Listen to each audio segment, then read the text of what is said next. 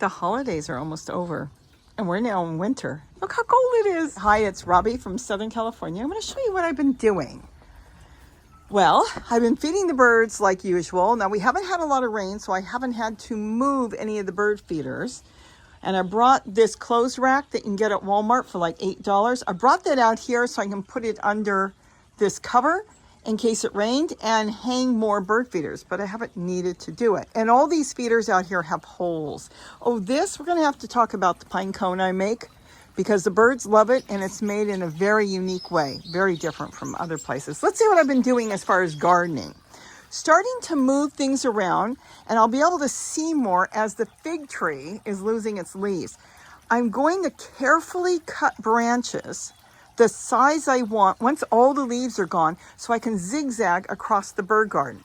At the same time, I'm designating areas to grow things in because I want to be able to keep this as a vegetable garden along with the birds. I'm trimming this back. This one's broke. So I've got to get this one off. This is a brassica. It's a hybrid, and it just grows beautiful. I can't even get you up there. The leaves are so deep green, and it's hybridized with a couple different brassicas. It almost looks like a dinosaur tail and a collared cross. Definitely want to keep that and do cuttings. I might leave that, though it's a little top heavy, but I'm going to trim these off and then clean up that fountain and get more potted plants in here. With spring on the way, wait a minute, you just said it was winter. 3 months. I'll be able to start looking at the nurseries to see what they're going to bring in and think about what I want to plant. Because you want to grab them when they get them in because a lot of times they run out of plants. I've got ideas of fruit trees and different things I want to bring in. Now with this, I'm making a green drink this morning. You know when you remove the leaves off your brassicas, you want to remove the last one under your clump. It makes it much easier. So see how they're all wound around? So you'd want to remove this one. See how they snap off whole? Of course, I'm saving them all right now. And then this way, it's much easier to rip it off. If you ripped it off, let's say I wanted to rip off one in the center, you wouldn't get the whole clean break. So by taking it off towards the bottom and working your way around to the top, they break off much easier. So that is going to be a lot of different propagating plants. I can see that's coming because I actually had to put this here to hold the branch up, which it'll be good when it's gone so I can get into that fountain. It's not hooked up or anything. Scrub that out and get a new pump on it. I'm going to set up the ones in the front with USB power banks. The small ones you get that you know, like I had some that were only, what, $11. Oh, they sold out, I think, already. I bought myself 4 more. It's a goldfinch trying to come in. And this way, in the front, I'll be able to come right out here and change the power bank every 4 days. And I'll have extras in the house and I'll swap them. And I'll be able to get to here and won't have to worry about the solar panels. Are they getting the sun or not? Because sometimes they get covered by the plants. The ones in the back and other ones will go ahead and still have the solar panels. But see, even now the fig tree was covering that one. So I'm going to have a mix and match. Plus I'll be able to change it out. You just drop in the other pump. It won't matter. In fact, some of them you can do both. I'll show you that in the videos. You can have it either running on solar. You can swap that out in a matter of seconds. And you won't even have to touch the pump. We'll get into that in the spring or maybe in the next couple months. And then here, as soon as the Mexican sage is done, I'm going to cut it way back and get in there and kind of clean up the plants because there's so much and they're so big. Look at this, how they're bushing out everywhere. So that's what's going on here. And need to give that a good scrub. It's got algae growing. It doesn't matter. Think of it. You go to ponds, there's algae growing. But I give it a good wash all the time, a good hosing. But I want to clean that out. And that's the angel one. And that pump is not working right now. So I'm going to change up some of the pumps and go into fixing things up. I want to make it look pretty too. Oh, let me show you over here. This is where I've been working. I'm getting really close to moving the things I want to move here. I want to move the bird cage to the other side of the yard. This way, and maybe tuck it in with some, maybe in the front where I'm trimming that brassica, I could stick it there because what the cage does is it protects it from hawks. Occasionally, you'll see a hawk swoop down. They sit up there and they watch and they have keen eyesight. Oh my gosh, can they see? And I've seen them come right through here and then hit where all the birds are feeding. The thing is, I have never seen them get a bird because the birds are all gone and they dive into the plants, but they try. I mean, what are you going to do? It's nature. That's their food, and I'm putting out food for the birds. They pick them up everywhere. It doesn't matter if they're in my bird garden or sitting in the ground somewhere on the hillside feeding, or even in a bush. They can kind of try to dive in. But because of all the branches and all the plants, I see the birds just dive into the plants, and usually everything is good. So far, I haven't seen anything bad. But with a bird cage, the hawk can't get in here, and neither can a cat, though we don't have cats because the coyotes take care of all the cats around here.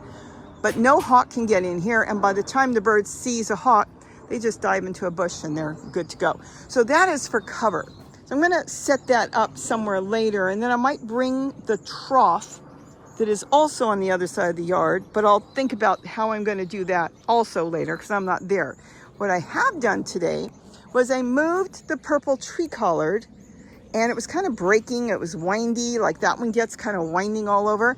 And I made different cuttings out of it, and I dragged it over here from the driveway. It was in that purple bucket. So I can get all the soil out of there and plant something else in there. And then as you see, here I made a hole, and I planted the whole thing with the root underneath this pot. I did this morning. Oh my goodness. Already, look at that. This is what I'm saying. Earthworms love pots. They come under the pot and they feed and they hang out. And then what are they doing? They're pooping and they're feeding my plant. You can't get anything better than that. But getting back to this, made a hole, dropped in leaves and different things, covered it up. And I'm going to kind of figure out how I want to wind that around. I'll probably trim off this part later because it's just kind of hanging there. That's a cutting I just kind of jabbed in there. If it makes it, it makes it. These pots here with these different cuttings in here propagating is really to take care of this tree collard that came out of a flower pot that was so tiny and has been growing for a couple years that I figured, give it life. Let's get it in the ground. So that is in the ground. And as you can see, I did this weeks ago. It's beautiful. Got another cutting there. It's propagating that. And if it doesn't make it, I'll stick in another one. And that I trimmed all the way back. So I've got two cuttings in there. I think that's a hybrid. I don't believe that's a tree collard, but that's a purple tree collard. See, notice the purple tree collard? See how they grow? They're really not growing like the green tree collards do. They haven't created one yet. The green tree collards grow up. I'll show you in a minute how massive they get. They get so big and top heavy, though you can just cut it, and then they would start growing from the sides. Where the purple one doesn't get that same trunk. It starts off, but then they kind of take off in all directions, which is great, because let me get through here. Here's a new plant. Look at all the plants on here you could take off. Take this one off, you could cut it. It's a little bent, but it would straighten up. You can cut it like right there, stick it in a pot, you got a new plant. So it grows differently. It's not the same plant. It's just called purple tree collard, and that one's called green. See, here's a green tree collard. Now this one, years ago, I had one here, and it got to about 15 feet in the air. It was dying back because they're only going to live, I think they generally live about 5 or 6 years. So keep an eye on it if you've got them, because you want to make sure you get cuttings off of them. You'll see it start to die back, and I didn't think it was going to make it. So as it was completely dying back, what I didn't think was the cutting. I took a cutting at the end. I waited too long. That was almost rotten. And I stuck it into this tote without ever really thinking it was going to make it, and it did. And then this one grew and got real big, and eventually that one went. But look, it's still attached to the mother plant.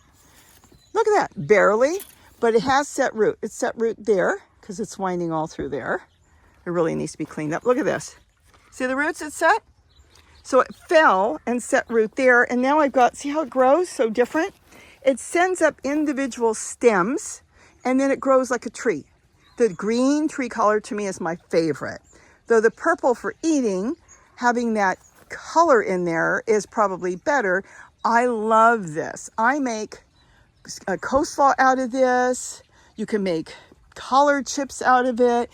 I compost this. This makes the greatest compost tea as well as fertilizer for the plants. Some of you are using comfrey. That's perfectly fine, but comfrey is not edible. This is, and I prefer to grow something that is edible, and to me, works just as good. My opinion, I think it works better. So I love this plant. Look at all the side shoots. All these are individual plants. Look at that. See that? Those are individual plants, and then you could just keep growing them. So once you have one, as soon as they start setting out side shoots, you grab it off, and then you've got more plants. You don't need to get a whole bunch. But if you went to a nursery and don't buy seeds, you'll end up, if you buy seeds, something like that growing. It doesn't grow right. It doesn't ever seem to grow like a true tree colored. It's still good to eat, still good to compost, but if you want that tree colored effect that goes up into the air, here's one here. Then you don't grow them from seeds, you get them from cuttings. There's a few nurseries that do sell them. Here's the ones I planted last year. It's a year ago now, look at them. With an auger, put them in the ground. Zoe was a baby, she's still a baby, she's only a year old. And look how they took off. See how I've got pots next to them? I water the pots with water. That's my fountain here. And then the water goes straight to the roots, and they're in the ground. There's 3 of them, 1, 2, 3. And look at the size of them. I mean, they got so top heavy. I tied them off with just some yarn I picked up cheap. And it's holding them upright. Should I leave them that way? Probably not, they're gonna break. But there's a lot of side shoots I can get. So you wanna get cuttings, and CPG in Norwalk, California, they do get them in. I'm not sure if they grow them themselves or they have people that grow them, but you can call them and see if they've got any, and that is the way to get tree colored. Or you can buy them online. The first ones I got was bought on eBay. So you can do it that way. Either way works. Look at this. This is in my way, but I don't want to just chop it back until I take some of those cuttings. They will be cuttings. Those big branches, and then just stick them in the ground and they'll grow. Gary took one once. Gee, I think it was about 6 foot tall, and he put it in his garden, and it lasted for so many years. Just stuck it in the ground, made a hole, stuck it in the ground, and it grew. And he's cleaning up his garden, so he probably will get some more from me. See how they come up? They twist around. So eventually I'll clean all this out, because I want to just I want to set something up in here, but I'm not sure what. I might just do some vegetable plants here and keep kind of the birds all down in that section so I can see them. Though, truthfully, I could hang out in Gary's room with all his plants, and then I can look out and watch birds here. So I could change my mind, because we have brought in hundreds of birds. 60 species of small birds here. So it might be a nice place to photograph as well, because I do a lot of photography on birds. I used to do more, and I need to get back into that.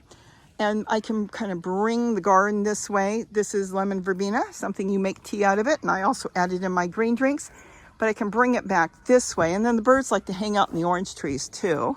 The woodpeckers will go through and make holes sometimes in an orange or a mandarin. I never knew what those holes were until one day I caught them doing it. So it brings a lot of different birds around here. And then my papaya, so far so good. So I'm not sure yet. We'll see what happens. I've got one more tote to move. I've got my wheelbarrow here, and I've been throwing stuff in. I keep all the branches from the collard, because this makes really good perches. And I never know what size perch I'm looking for. So I kind of keep them, and then if I can't use them, then I break them up and I throw them in the compost. Well, I compost in place. I load up a tote, cover it with some soil with leaves and stuff, and then boom, I'm growing in it. So we'll see what happens. And that's what I've been doing all morning. I'm so excited because spring is almost here. I mean, a lot of you are saying, it's so far away. We're in winter, you're in snow. You know what? I'm going to tell you something. It's going to be here before you know it. I mean, look what happened to Christmas. We were all sitting back. Oh, Christmas is coming. Oh, wait a minute. It's over. Well, that's the way spring is going to be. And I want to be ahead of myself. I can show you maybe later on in the week how I've got the wall ready to go. My wall garden. I have one tote left. If you really want to see me fill it, let me know, because I'm going to hopefully get to it this week. Okay, this week. Well, maybe next week. And I get that one ready. And then come spring, real spring, there's a couple different ways I can do it.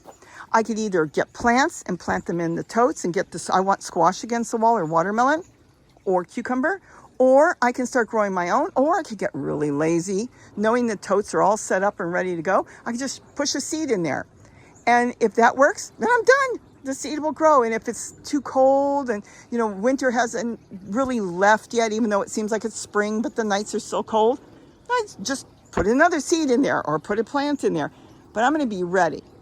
Sometimes I get so busy, and we all do, that we wait. And I have done this myself. I think I did it last year. I am waiting thinking, spring won't be here. It's 3 months away. Spring won't be here. It's a whole 2 months away and it's cold. And then all of a sudden, I look out the window. Holy moly, spring is here and I've got to do 25 totes? No. Not this year. Not for 2025. I'm going to have those totes ready to go before I need them. At least that's my goal. Even if it's most of them or a lot of them, I'll be ahead. And then what's the other thing I'm going to do? I am going to plant things that I want to eat and not do too many odd plants that I don't even like. Bingo. These traveler tomatoes. Let me pull this off. Okay, here's one. It's supposed to get bigger. It's cold now. They're not getting that big. See, it's supposed to grow in a clump and then you break it off in sections. Of course, it's got to be red to do it. Well, the thing is, they don't grow that good. They're fun. It's a novelty. You want to grow something good? Get some different types of cherry tomatoes. At that point, it doesn't matter where you live. Some of you on the East Coast have really short growing seasons because it comes in, you have these long days, and then boom, all of a sudden it's cold and you're done and your tomatoes are so green and you're waiting and it's like, oh my gosh. Or you're waiting for a big tomato, it's getting bigger and bigger, you're watching it on your tomato bush, you're thinking, another couple more days, you run out there and a squirrel got it, or a rat got it. Hold on, that stinking little rat got my tomato. Of course we can cover it with Tulle. Tulle I've been using for years, Tulle. I knew about this when I was a kid. I used to work in a fabric store, and I knew when I garden, I'm going to cover it with that because I knew how it works and I know about nature because I've studied animals my whole life.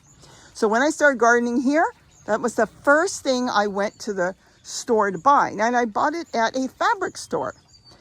The thing is, the fabric store, it's great. You can go to these different stores and buy it, but it's $1 to $2 a yard. I think the first one I bought was $2. Well, I later on got it on sale for like $1, $1.50. And then I thought, no. I sell on eBay. Why am I not buying on eBay? And I found some great people that sell the bolts. And it's an entire bolt. Like you would go to a fabric store and they would unwind it. How many yards, ma'am, do you want? 40 yards, because everything in fabric stores goes by the yard. 40 yards, 54 inches wide for $10? Hold on. You're going to the store and you're buying it for $2 a yard, but you can buy it on eBay free shipping. $10 for 40 yards? That's the way to go. And for most of you, one bolt for $10 will do it for you. I've been buying from this company for years. There was another one, their price went up a little bit. And then I found this company and they've worked with me. I don't know the people. I just buy from them. I bought turquoise and black and green and red and white and all different colors. Well, they had the turquoise for the longest time for $9.97, something like that. And then they raised it. So I contacted them. They must have thought I was crazy. Please, I have a garden channel and I've been buying the turquoise and I saw that you had the turquoise for a lower price for, so many years. Can you keep it under $10 like you've had it? And I guarantee you, I know that people are going to come in and buy it. And you know what? They messaged me back. Okay, we'll lower the price. Like I said, I don't even know them. They said, okay, we'll lower it back to the original price and we'll see what happens. And so many of you, they must have a lot of turquoise. Maybe it's not a big color that sells. I don't know. So many of you have been going in and buying it. Like I said, I've bought like a ton of them. I made complete fences out of them. I'll wrap something all around an area and keep the critters out because rabbits don't like it. Rats don't like it. Possums don't like it. They can't climb it. Even snails don't like climbing it. Keeps out all kinds of stuff. And of course, if you drape it along the top of the plants, you keep out your insects. They're keeping out all kinds of pests. They have kept the price, which really they could have raised it, to under $10. So it's only the turquoise, and sometimes they have a blush or a white for that price. The green's a little bit more. What, $2 more? So, I mean, if you want green or black, if you drape black around your garden, you won't even see it. The turquoise you'll see, but sometimes it's good when you're doing fruit because you can spot your fruit. There it is. Where was that fruit? I had some figs and I was going to cover the figs. I can't find them. Where are they? And then, of course, if they're in a bright color, whether it's red or turquoise, you'll see it. There's my fig. Doesn't matter if the other animals see it. The thing is, you see it. Cover it in green like I did. I climbed back there. I covered a whole bunch of my figs in dark green. I forgot about them. I'd walk out here. Look how beautiful it looks. And then one day I thought, wait a minute. I covered a whole bunch of figs in dark green. I ran back there. They dried up on the tree. So the birds didn't get them. I didn't get them. Nobody got them. So for your fruit, Gary a lot of times uses red because you can spot it and you won't forget. So you do what you want when it comes to gardening season. You pick out the color you want and do it your way. Just kind of throwing out a bunch of tips and ideas and things that work for me and didn't work for me. But you're going to have a whole lot more things that are going to work for you that didn't work for me. You know, in the beginning, if you're new, a beginner gardener, you're going to think, oh, it's such a struggle. It's so hard. Let me tell you something. And this comes with a lot of different things we do. After you do it for a little bit, it's going to be second nature. And everything you do is just going to be natural. And not even think about it. I mean, I'm propagating. I got to get the soil right. I got to get the dampness right. I got to get the drainage right. I got to get everything right. Is that right? Do I put it there? Do I push it in what side of the pot? Now I just cut it, stick it in, and walk away like I've done over here. And it works. It does work. Take some extra cuttings. Put in 5 cuttings in case a few of them don't make it. It's just like it becomes easy. And when it's easy, you'll do it for life. And that's the whole idea. Get everybody involved in gardening because there is nothing more nutritious than picking your own leaf, fruit, or whatever and eating it.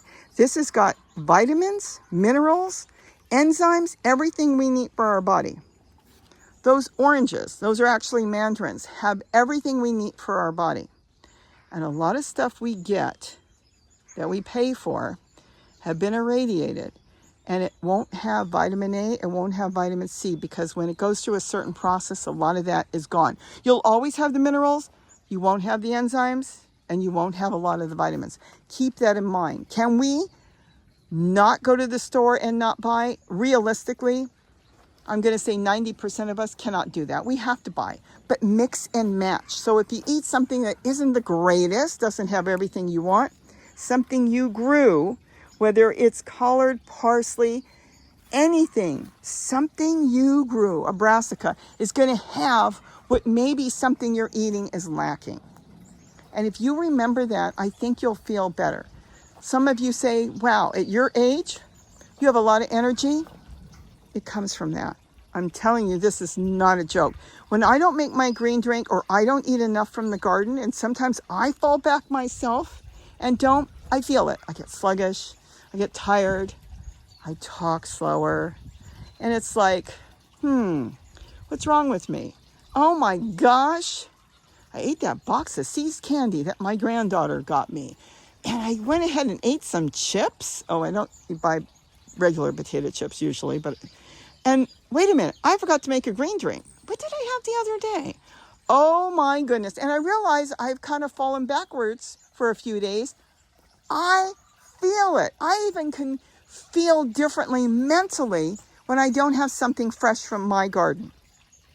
As soon as I make a green drink, within an hour, I am back to what I'm doing now. Talking fast because I am a fast talker, thinking faster than I talk, and that causes problems sometimes. But the point when I'm saying we're all different is let's get something for the new year that we're going to grow. Grow something.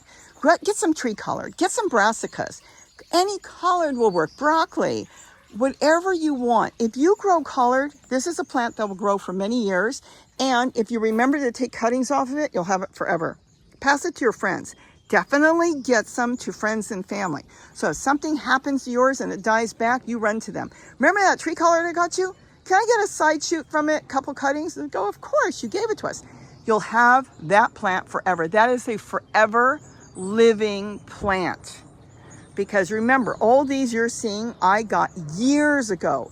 this isn't the plant, but it is the plant because it's cuttings from it. It originally was down on that end. Then I had one on this end. You just keep going and going and going. It's kind of like a ball of yarn pulling the string, but the thing is, there is no end. As long as you take cuttings off of it, you're going to have it going in a full circle over and over. So you only need one. So a lot of brassicas you can do that with. You can take cuttings off your broccoli. You can take cuttings off of your collards, your kale, and all that. But I'm telling you, the tree collard, boy, that's one that will last you forever. Whether it's purple or green, but I like the way the green grow. Look at that. It's going to be taller than the fig tree. You want to know something? That fig tree is on the other side of the wall. So it is twice the size of what you're seeing. And yet that collard is going to get past that fig tree. Isn't that something? Unless it topples first. So keep in mind, whatever season you're in, if you're in Australia, you're in summer. Keep those plants shaded and well watered in the morning or at night. Don't wet them when it's really blazing hot, and you should be good to go. And here in winter, we're going to be in spring before we know it. And we want to be ahead of ourselves. It doesn't have to be on everything. If you're under snow, okay, kick back, think about what you want to do.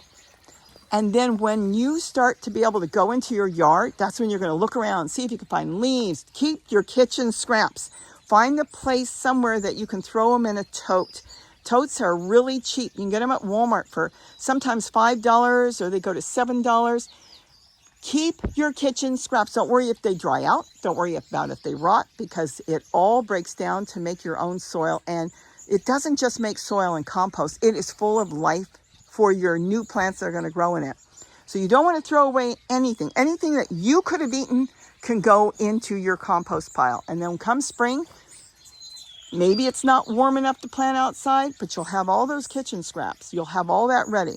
Some of you have told me, oh, I want to throw it in bags in the freezer.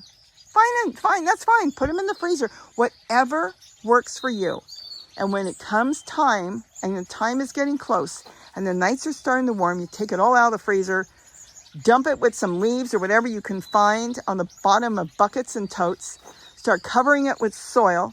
The microbes will find it. They just seem to appear from thin air. And then if you can look under a pot, like I showed you before, if you can find an earthworm, you can throw a couple of them in there. And before you know it, you are ready to go. And for heavy feeders like your squash, your tomatoes, your cucumbers, your eggplant, all of those you can plant straight into the compost with some soil on top, whether you buy the soil or took it from the ground, and your plants will grow. If you're going to do small pots, you'll have a big container with all that breaking down, and you spread it among your small pots. But you won't have to buy it, and that is nature's way. Like all the plants on the hillside, nobody's watering those. Nobody's feeding all those plants and those giant trees, except for nature. So with that, have a wonderful day. And don't forget to eat what you grow. And I'm going back to work. I happen to love working in the garden because I see a lot of yellow leaves. I want to get them before they hit the ground. Okay, I've missed a lot of them, but here's the thing. Even the ones on the ground that I collect are going to be 100% perfect for me to continue to compost in all these containers or on the ground. Dig a hole, drop them in, plant a plant, and everything is going to grow.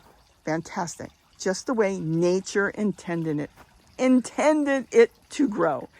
Again, have a wonderful day, and don't forget to eat what you grow. And ask me questions, because I love to see if I can brainstorm and think about things, because we're going to talk about a whole lot of things as growing season starts to approach.